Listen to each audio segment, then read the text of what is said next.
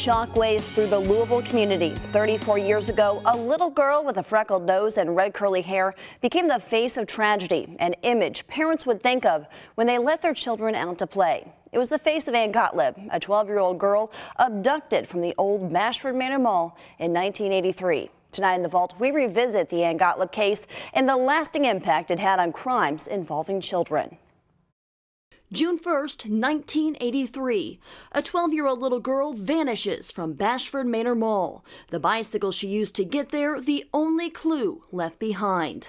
If you recognize this man, or if you saw something yesterday involving this girl at the Bashford Manor Mall, call the police. Her name was Ann Gottlieb, and her disappearance would forever change the way crimes involving children were investigated. Appreciate very much your coming out today.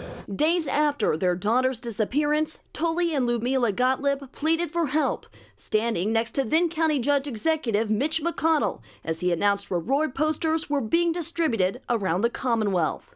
The more people can see Ann's picture on the streets, the more is the possibility that somebody would see her somewhere, and the more is the possibility that she will come home someday. Callers flooded police with hundreds of tips, but nothing led to Ann. What did your little girl say he said to her? What'd she do, run away? Day by day, the case grew cold. Weeks turned to months, months turned to years, and years turned to decades. At the 25th anniversary of her daughter's disappearance, Ludmila Gottlieb told reporters she still had hope. Someday, hopefully in our lifetime, everything will be solved and we will know what happened. It was seeing that news conference in 2008 that prompted another witness to come forward, and later that year, a break in the case. WHAS11 assigned former reporter Mark Hebert to the story. She was the Louisville girl who seemingly disappeared off the face of the planet. But now sources tell WHAS11 News that Louisville Metro Police have re-interviewed witnesses and now have enough to pin Ann Gottlieb's disappearance on a convicted felon who died in 2002.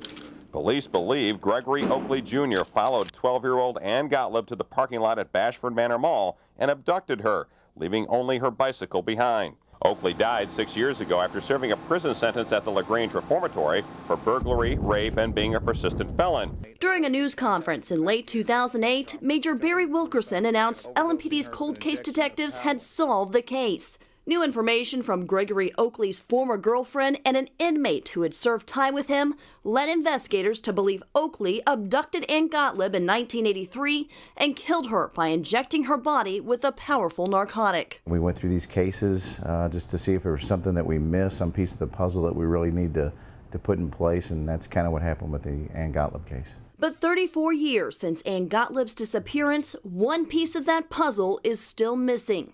The same piece missing from her mother's heart. Ann's body has never been found. I don't think that time ever heals anything. It's like living with a disease or constant pain.